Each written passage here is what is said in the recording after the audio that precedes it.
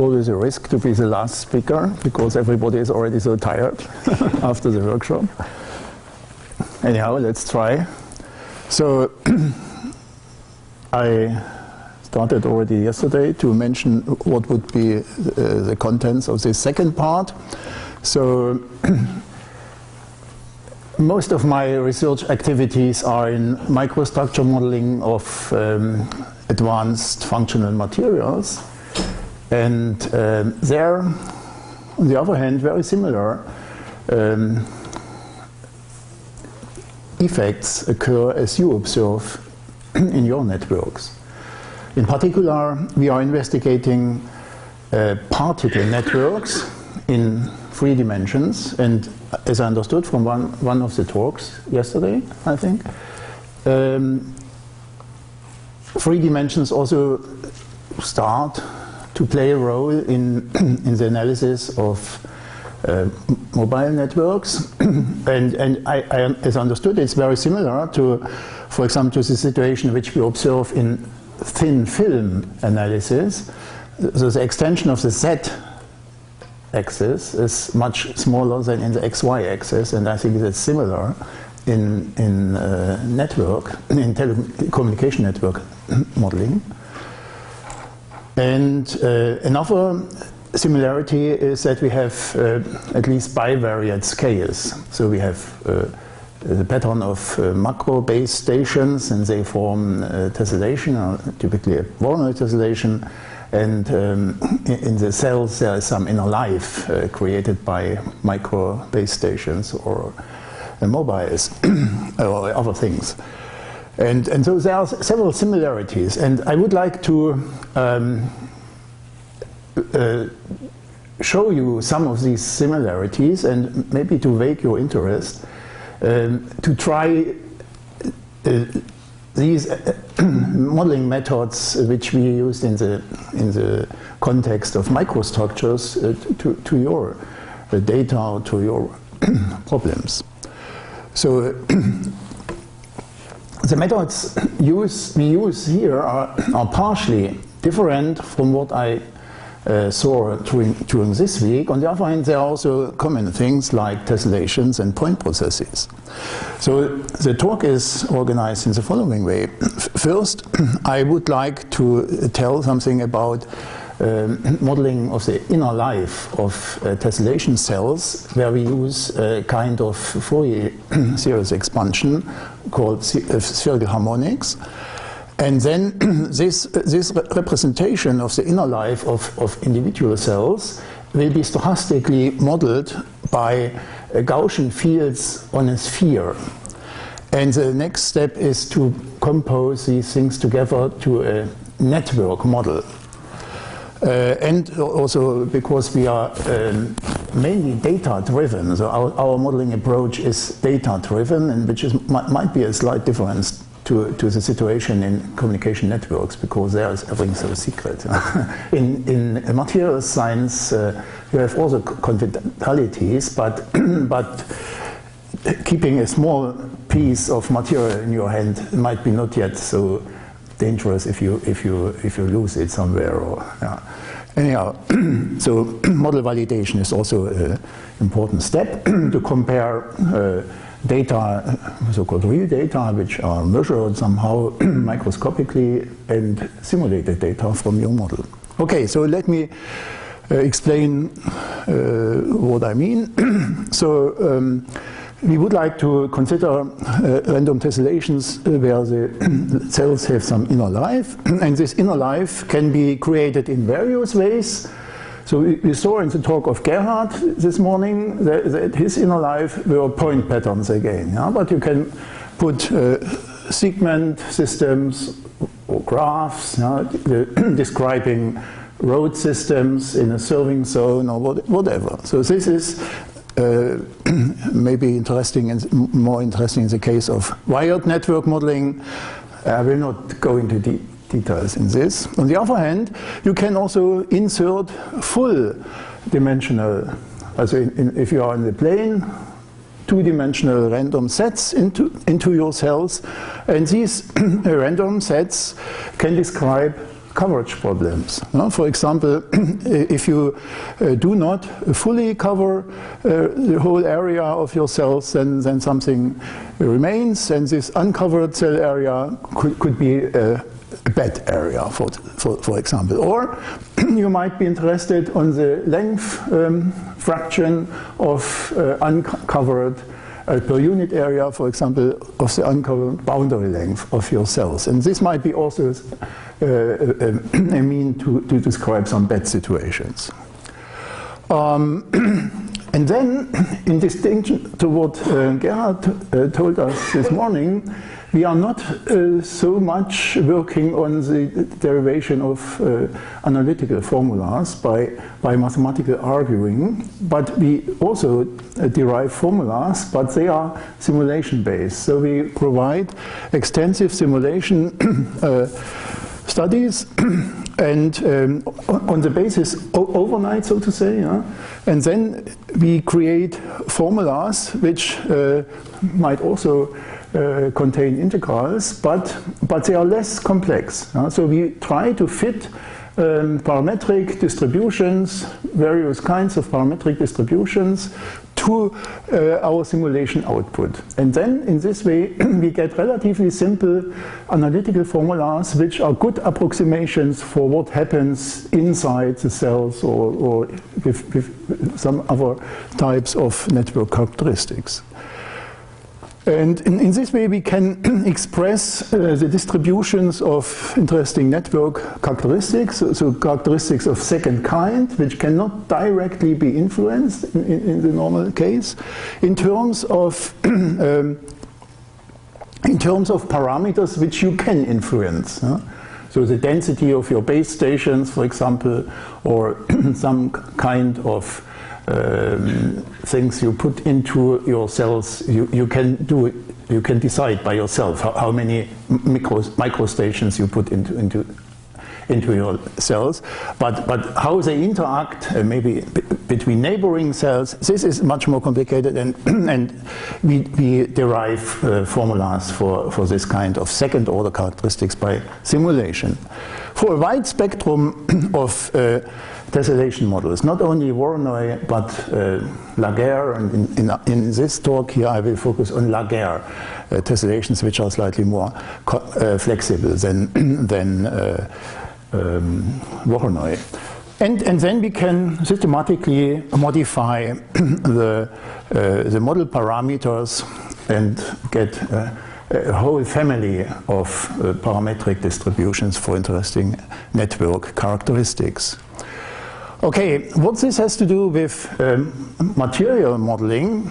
So in many kinds of materials we observe networks of connected particles. In particular for sintered materials. Take some powder, heat it up, and then these particles bake together. And they form, of course, completely connected particle systems, because particles cannot hang around in the air. So that is similar to communication networks. We don't want to have isolated cells, of course. And size and shape of particles play, of course, a significant role for, you would say, performance, and engineers call it functionality. In particular, with respect to transport issues.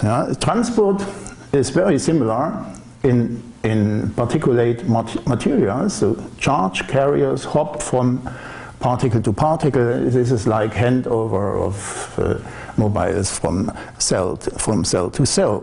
And often the particles, and this is also the case in your situations, the particles or the cells are irregularly shaped and cannot be described by hexagons or spheres in a realistic way. So here's an example.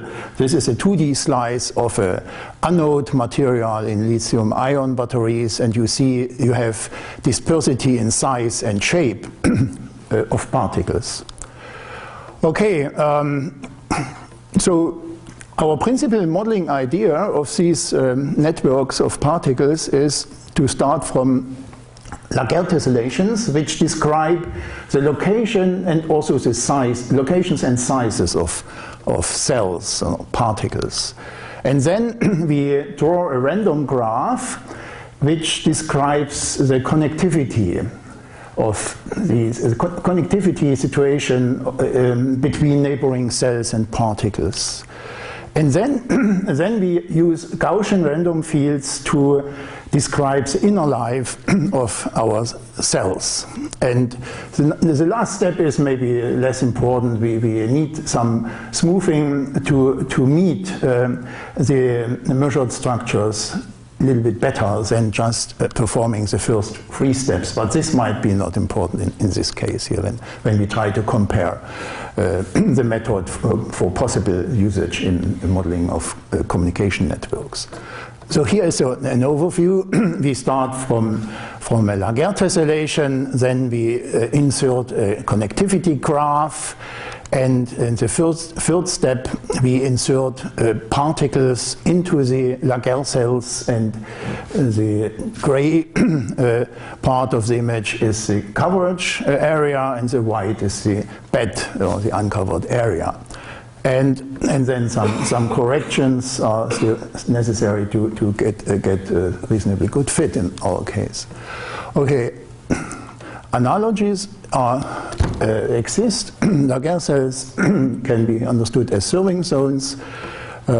Particles embedded in the Laguerre cells as sub-areas with good service quality, and the complementary set might be the bed area. Okay, so what we did in Ulm, we used spherical harmonics to parametrically represent the covered subsets of radio cells, I would say. And then we use this parametric representation because usually when you look at microscopic data, they are typically given voxel-wise. And in 3 dimensions, this can be huge data sets, and it's not possible to use this detailed information for mathematical modeling. So a first step is a data pre-processing step where you abstract from some less important details of the data, and this is usually done by some kind of parametric representation. So we leave the grid and represent our data in an off-grid way.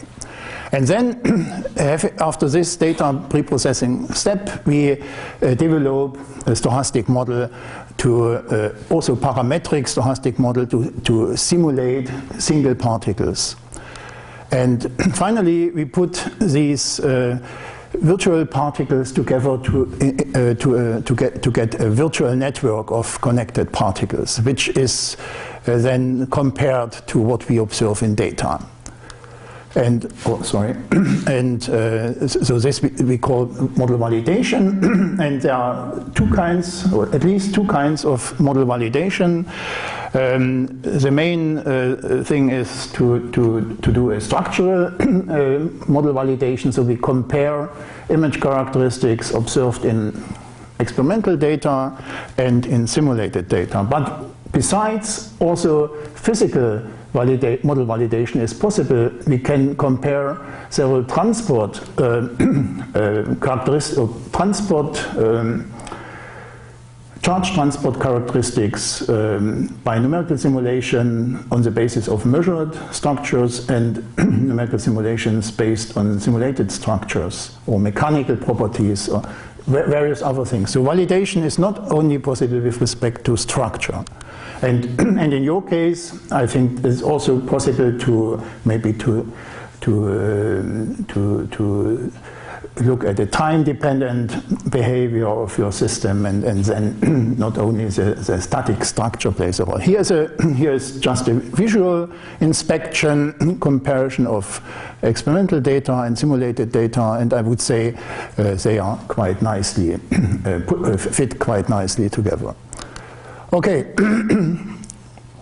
What we understand by spherical harmonics, so we need to assume something to be able to represent our coverage areas by spherical harmonics. So the basic assumption is that these covered areas should be star-shaped. There should be a barycenter, and from that rays should go out which are completely contained in the covered area, in the coverage area.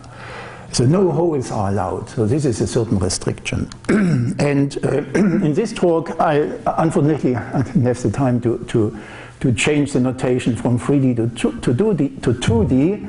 But I understood that 3D is in a sense important also for you, but the philosophy is very similar. This is just some non-ideal notation. So beginning from now, I will discuss the 3D case. So a star-shaped set in R3 can be described by a radius function where we have two angles, and in the 2D case we just delete this first component and have this angular function just defined on the 2D circle.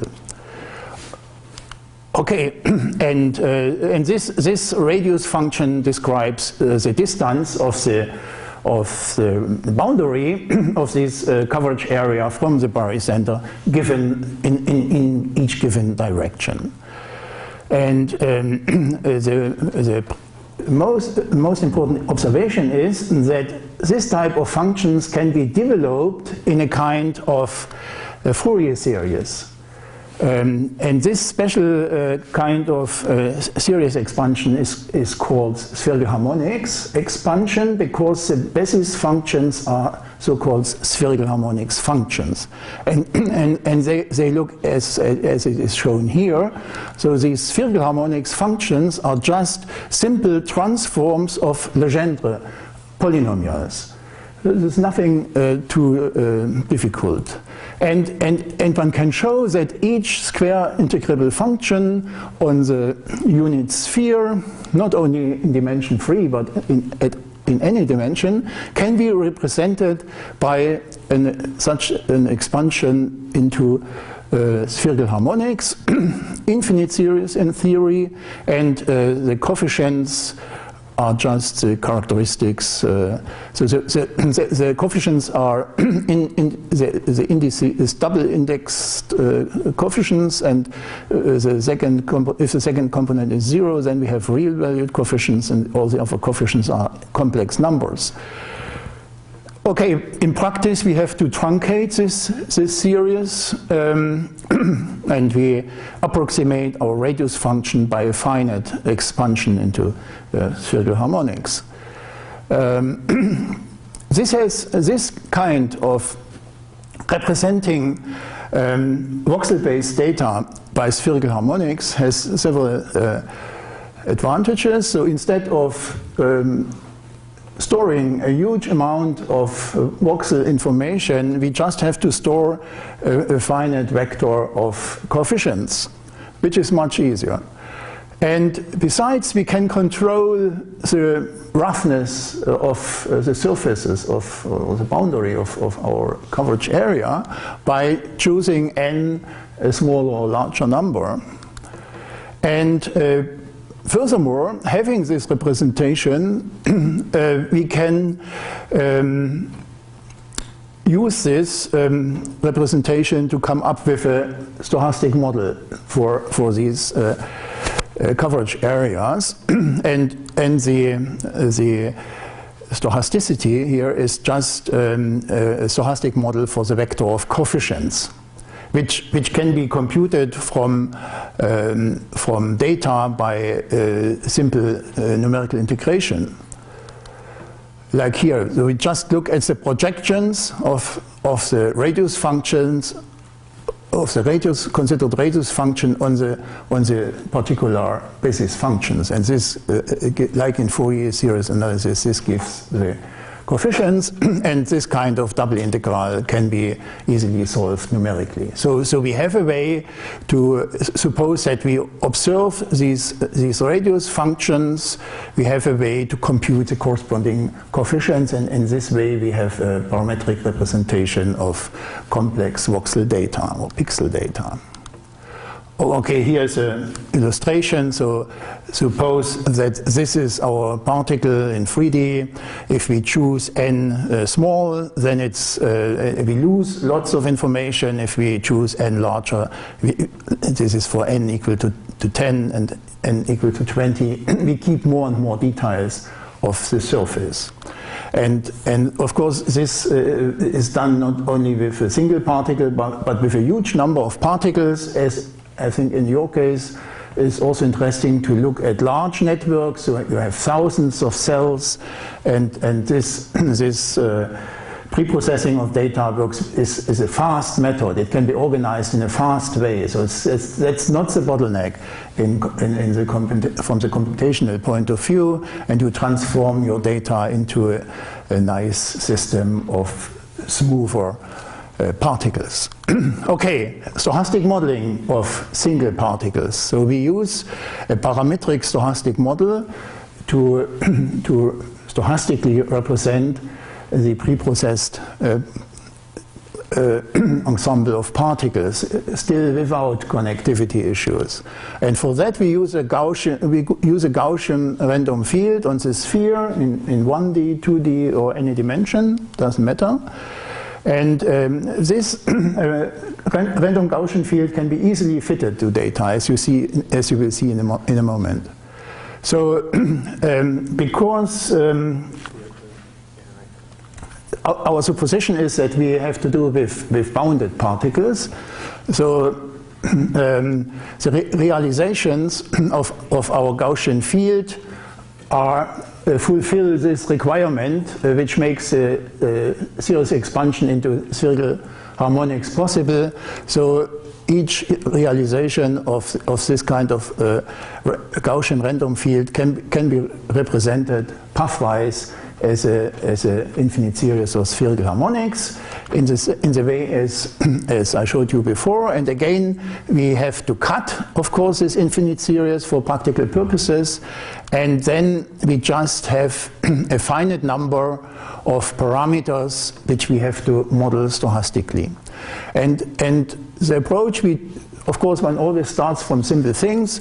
We suppose that the random coefficients are independent and independent. Yeah, this is a simplification. And normal distribution, also everybody likes normal distribution. And it turns out that this is very leads to very good fits. Yeah? Especially if you want to use Gaussian fields for modeling single particles, we have to suppose that the coefficients are normal distributed, and there are two kinds of parameters. So this only for one coefficient the expectation is different from zero. This mu is closely related with the mean particle size, and then we have a series. Besides, we have a series of variances, and the series of these variances is connected with the roughness or with the shape. Is closely correlated with shape properties of the surface of our particles, and the sequence of these capital A's is called angular power spectrum of the Gaussian field. So these are the parameters of our single particle model, and we have to choose some numerical values. So if you want to do data-free analysis, you just choose them somehow. But if you start from experimental data, you have to fit these parameters to data. First, you have to decide about the n. This is a separate story. By kind of maximum likelihood estimation procedure, you can compute an n truncation degree which is somehow optimal. And given n, so in our case we didn't choose n data dependent, but just selected the number n, and then you have this vector of parameters which you have to, you have this vector of normal distributed random variables, and and this vector of basis functions, so your Gaussian random field you can approximately represent by this product of two finite dimensional vectors, where the A vector is the random vector and the Y vector is a deterministic vector. And in other words, the random vector of, by our assumptions, the random vector of coefficients is has a multivariate Gaussian distribution, and the mean, the expectation vector is of this type, as I mentioned before. Just one component is different from zero, and because we suppose that the coefficients are independent, the covariance matrix is just a diagonal matrix. So this is the Gaussian field model, and in order to fit the model, we have to look at our data, and roughly speaking, we have to compute sample means and sample variances, roughly speaking, which is also fast. Also modeling and fitting, data preprocessing and fitting this Gaussian field is not the bottleneck. This can be done very fast. So let me skip the details here. Okay, maybe just one comment. In our case, the solid phase had 73% of volume fraction, which is of course not really satisfactory in your case. I guess you would like to have more good area, so maybe 90% or 95%, but this is not a problem. Our model is quite flexible, so we can turn the model parameters such that we easily get 90 or 95% coverage. But here our intention was to fit experimental data, and from the manufacturer we know that 73% is the volume fraction of the solid phase. So we selected the parameters in that way that we met this very basic geometric characteristic of the structure. Okay, next step. So this was single particle modeling, or modeling, translating in the language of communication networks, modeling of the inner life of single radio cells. Okay, now we want to go to the system level, and we want to model networks of connected particles. And this is done, as I mentioned already before, in 4 steps. The first step is we choose, or we consider, a random Laguerre tessellation which models the locations and sizes of particles.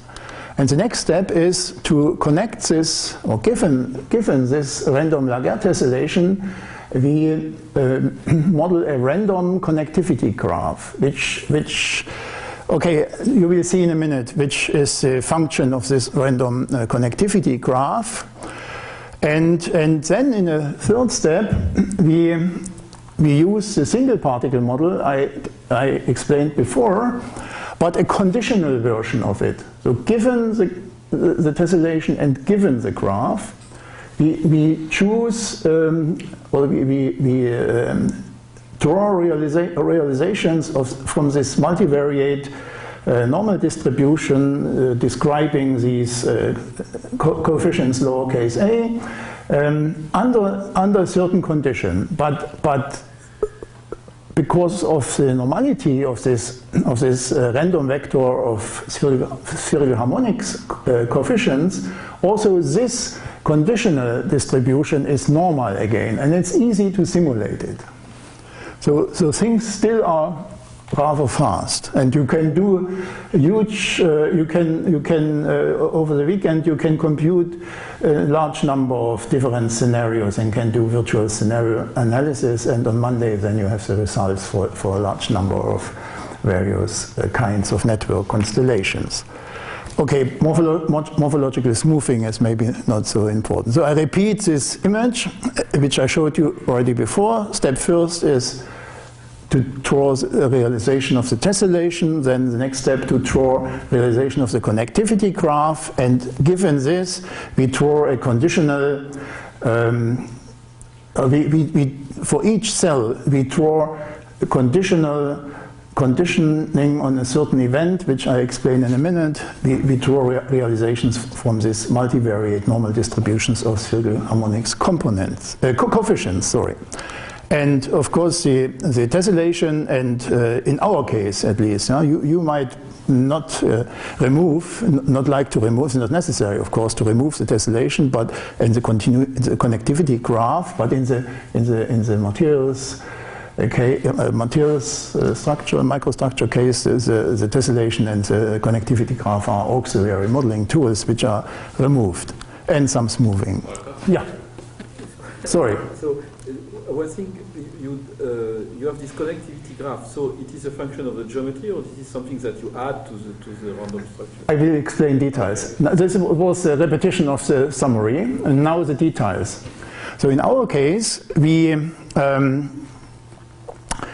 generated the Laguerre tessellation by a specific choice of random market point process. So so to say, the locations of the macro base stations and some weights of I don't really, maybe some capacity issue or whatever, are described by the radii, random radii Ri, are modeled by a random sequential absorption process. So in other words, we sequentially throw at random spheres into our sampling window, and we reject those spheres which cause a collision.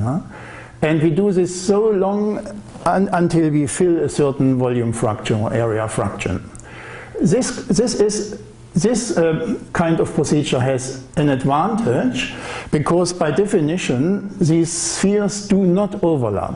And this is an advantage because maybe you remember yesterday I mentioned that the Laguerre cells, or the cells produced by Laguerre germs or seed points can have some strange behavior, that the seed point cannot belong, it can happen that it doesn't belong to the cell it produces, or even there can be seed points which do not produce any cells. So if we have such a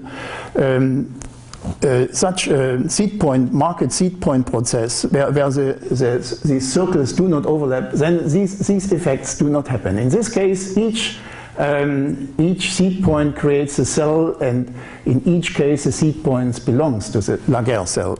On the other hand, this kind of modeling has also a disadvantage because this kind of point process is not stationary. We have boundary effects because we do not throw. Of course, we can do this. We can do some edge corrections, various kinds of edge corrections. For example, we can do plus sampling, so we can have two sampling windows, one which is much larger than the smaller one where we do our analysis, and if we increase the outer window more and more, then what we observe in the inner window is more and more stationary. So this is, I'm not really sure, maybe Christian knows whether there are some papers or somebody else knows theoretical results about this asymptotic behavior of this random sequel absorption construction. But I'm quite sure that for example, if the radius distribution, if the radii are chosen in an IID way, and if the radius distribution is bounded, then one can formally prove that this converges to a stationary regime if we sample in larger and larger areas and analyze, and the analysis area increases not too fast, roughly speaking. Okay, so this is the seed point model, and having this, we can draw the Laguerre cells as they are defined, and a special case is the Voronoi diagram, of course, if all R's are equal. There's no need that there's no need to to choose them deterministically, but we have to sample them once if we want to have a Voronoi diagram. Okay, so this is the model for the locations and the sizes of cells. And now, okay, we don't need the seed points anymore. We just focus on the Laguerre tessellation. And maybe you see that, or you feel, you believe that Laguerre tessellation produces more, a higher variability of the sizes and also of the shapes of the Laguerre cells than the Voronoi tessellation does. And as you see this, you have some giant cells, and also the seed points are something like a homogeneous Poisson process. Not really, but similar. Okay, so this is Laguerre tessellation. Now connectivity. Given the Laguerre tessellation, we model a graph. The role of this graph is to mark edges of the Laguerre cells by connecting seed points of neighboring cells or not connecting seed points of neighboring cells. And the idea is that in each case where we connect the seed points of two neighboring cells, we have no handover problems, then this edge or this part of the boundary of our radio cell has good properties, so to say. So this is the philosophy. And where we don't have such a blue edge of our connectivity graph, it can happen, not necessarily, but it can happen that the coverage area doesn't reach the boundary of the Laguerre cell and we can have problems. So this is the philosophy. And how this idea is realized, so in 2 steps, or in 3 steps even, we look at the configuration of seed points and radii and draw the following graph. We consider, as the vertex set, we consider the set of all seed points. And in the first step, we put edges between any pairs of neighboring seed points. This is too much. And for reducing edges, so we eliminate later on in next steps some of these edges. And the first step in this elimination is that we weight the edges by this quantity, where in the 3-dimensional case, capital A is the surface area of the face separating the 2 cells corresponding to I and J. In our case, in 2-dimensional case, it would be the length of the corresponding segment. And this means that large surface areas get small weights. And these small weights cause that the edge, this edge has a good chance to survive. So and this is realized in that way that we draw the minimum spanning tree with respect to this kind of weighting. So we prefer to leave, not to delete edges with small weights. And it means edges where the length of the corresponding segment dividing the 2 neighboring Laguerre cells is large. Yeah? Okay, but this is again too much deletion. So we start from this minimum spanning tree and add again further edges. And in the end, we arrive between an edge set, at an edge set which is between this complete edge set and this minimum edge set, so to say. And the addition again of edges is done in the following way. So we look at pairs of seed points which are not yet connected by the minimum spanning tree, and we decide in a Bernoulli way whether we will connect them or not.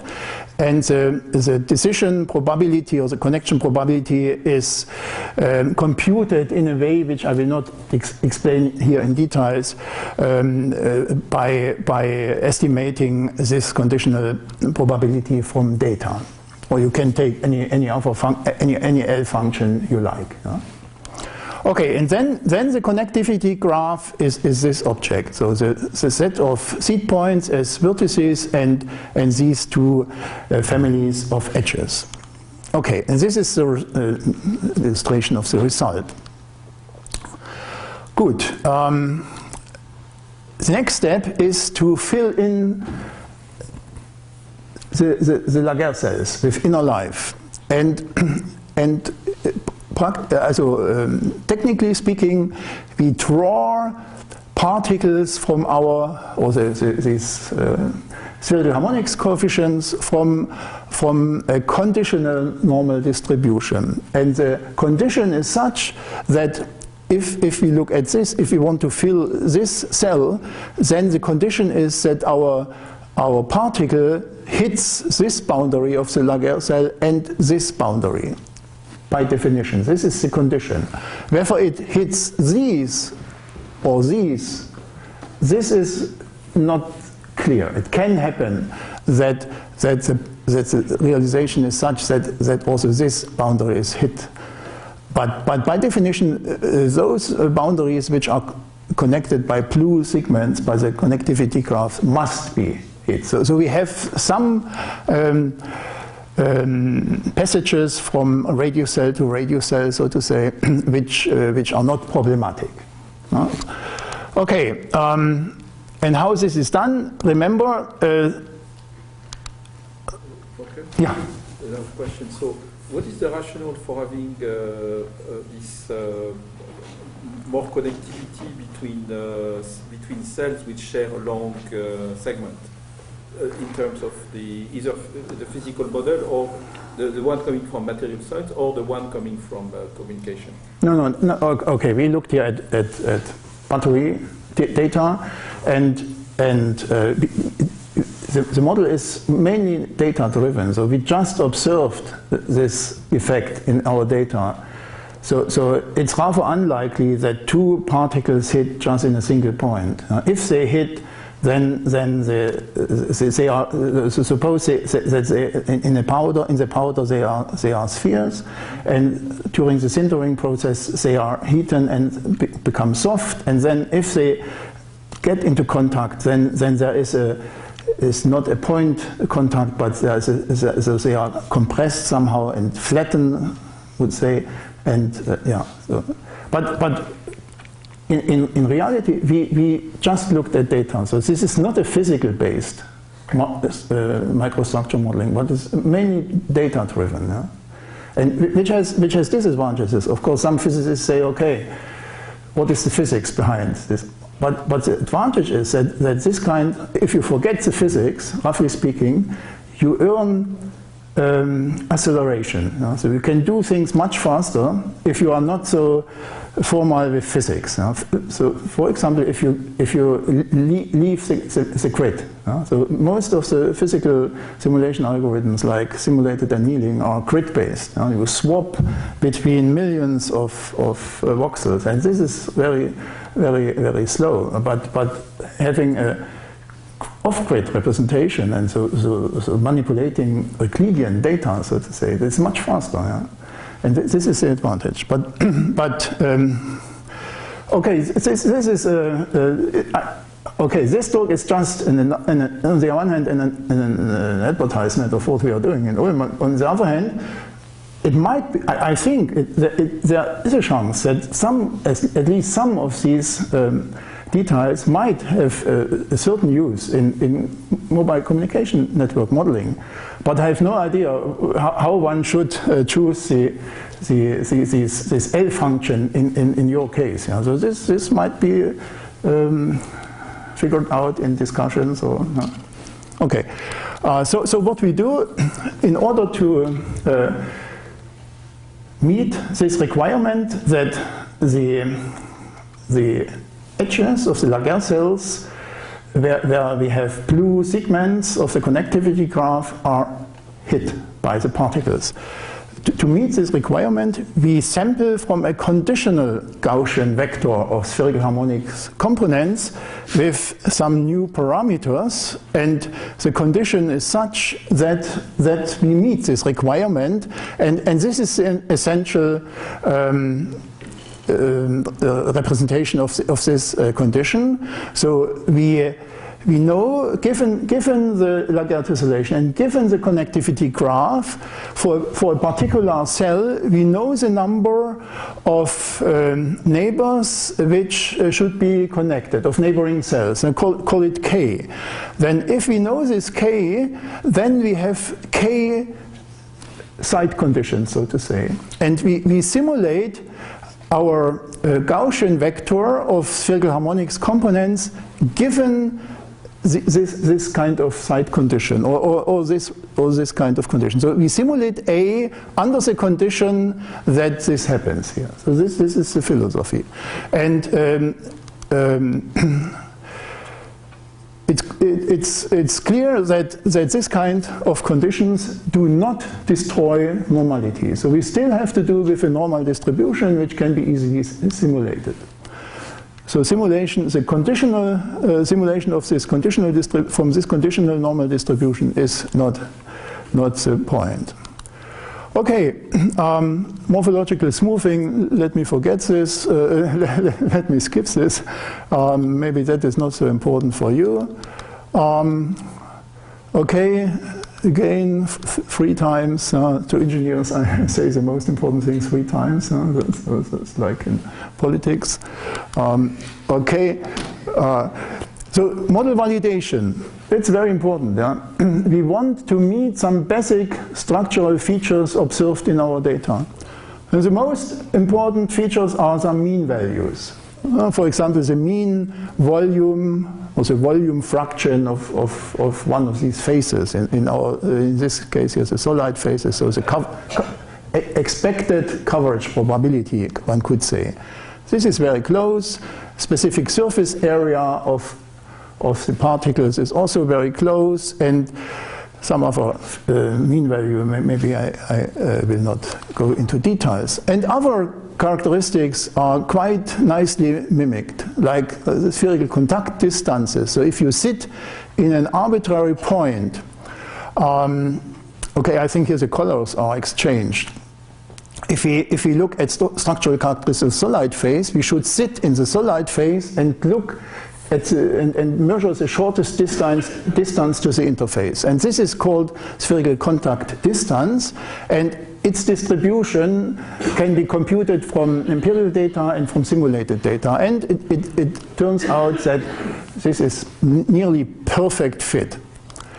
Another characteristics which might be interesting. Of course, this spherical contact distribution can be also computed for the uncovered part of your cells, and then this might be even more important for you, how long you stay in the uncovered part, how diffuse this uncovered part. So volume fraction or area fraction is one thing, but is it compact? Then you have a small number of such islands which are not covered, but they are huge, which might be worse than to have many small islands, which you can leave rather soon before you get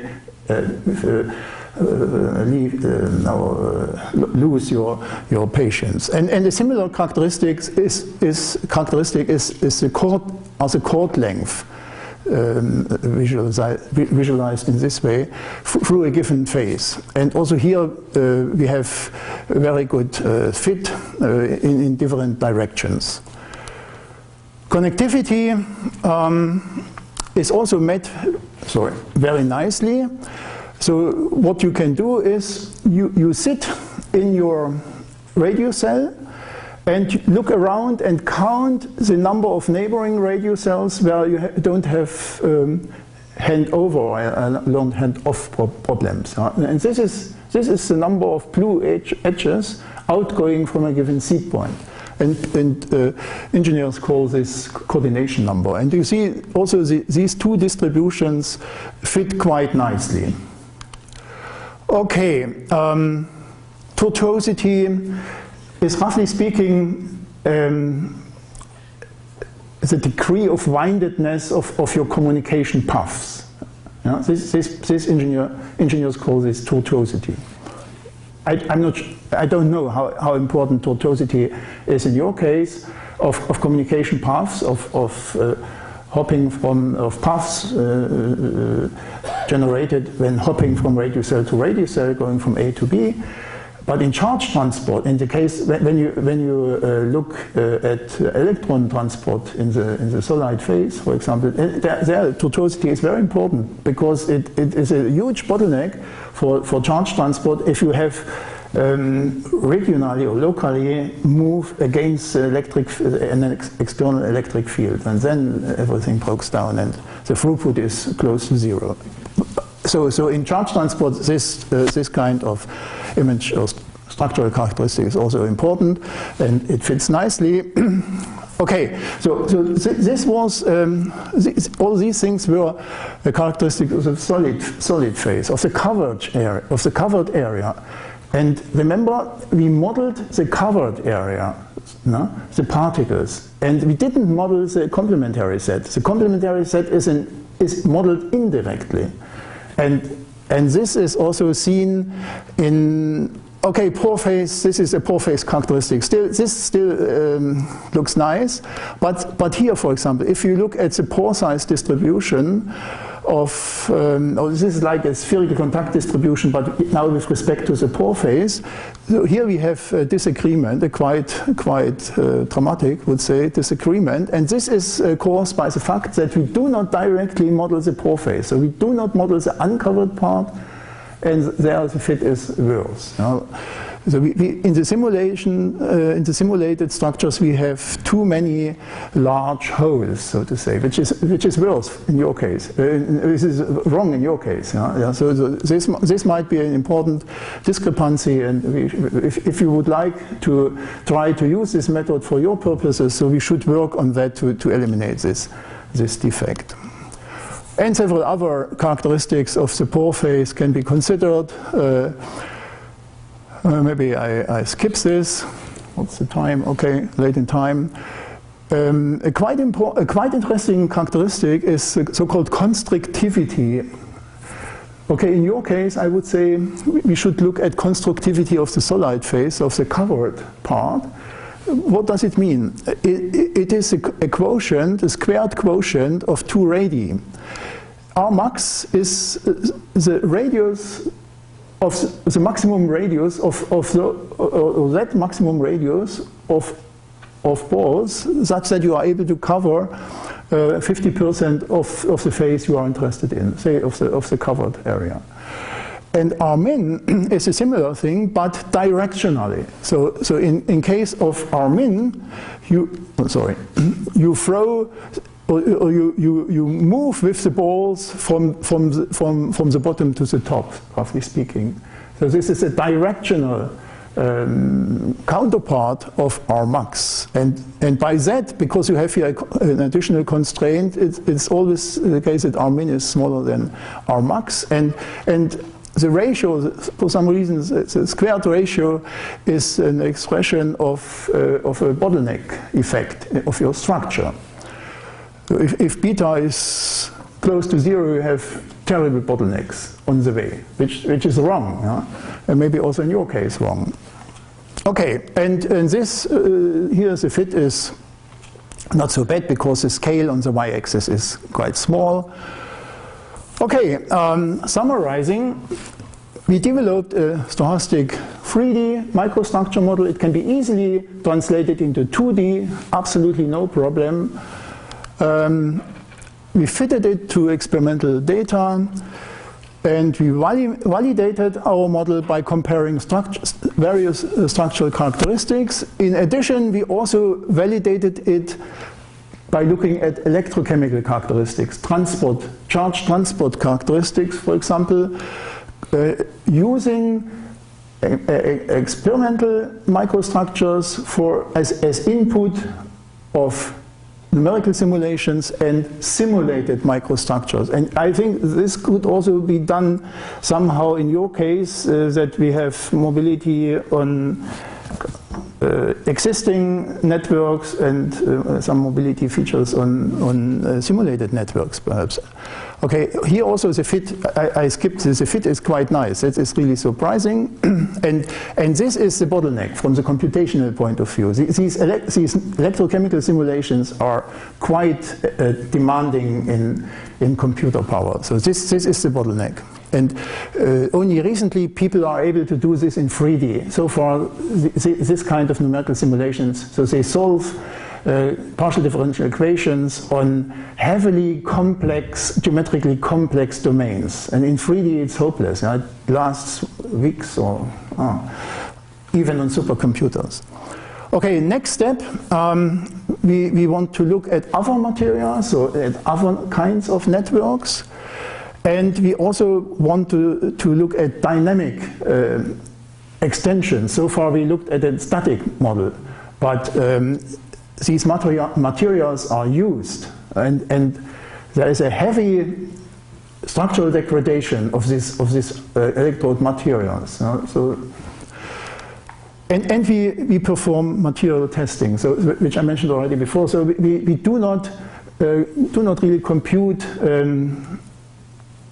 analytical formulas by formal proving, but by simulation.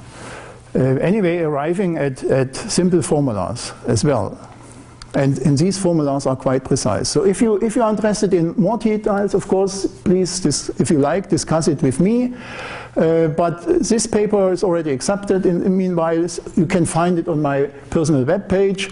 And this one, so this is the data pre-processing step, where we represent our data by spherical harmonics. And this is the modeling paper, which is also on my web page. Please feel free to download it or to have a look at it. And this is still in the pipeline, where we do this validation not only with respect to microstructure, but also with respect to electrochemistry. Thank you very much.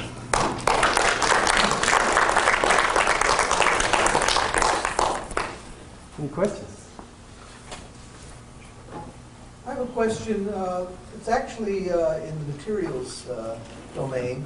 Your step where you go from a tessellation to the connectivity graph, you showed us how you do it in your modeling, and then you say you did it in 3 steps, choosing where you put the edges.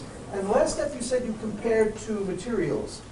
I don't understand how, say, in a 3-dimensional material, you determine which cells are actually in good contact or not in good contact. Oh, we can see it from data. So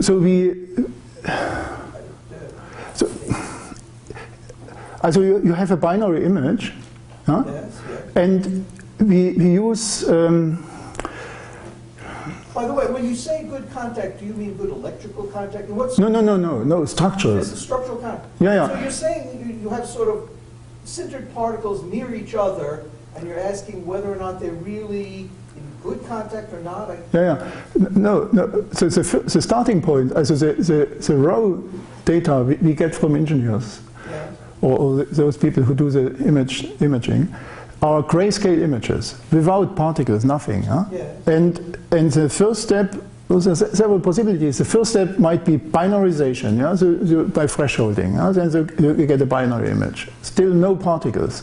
And the next step is something like a structural segmentation. So you use several kinds of algorithms are possible. Usually people use watershed, so-called supervised watershed algorithms. Did you hear about that before? No. The idea is the following. So in 1D you have hills and valleys. Yeah? So the valleys are your white part of your binary image, and the hills are the black part.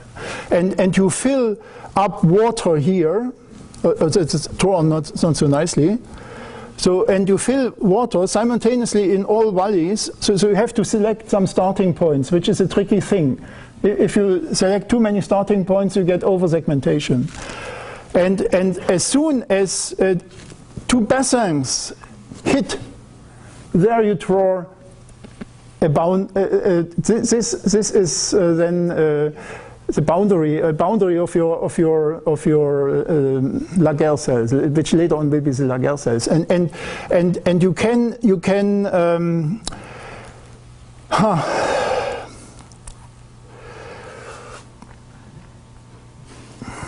talk about this after. Okay, it is purely structural. Yeah? I also have a material sciences question. So if I have this, in the end, I have my point process, yes, and I have point process of macro base stations. Of your seed points. Seed points, you call them seed points, yeah, right? And I have now a weighted graph of connectivity depending upon the area, how well they're connected. Right? So what I get is something like a graph of a Tour Eiffel or something else.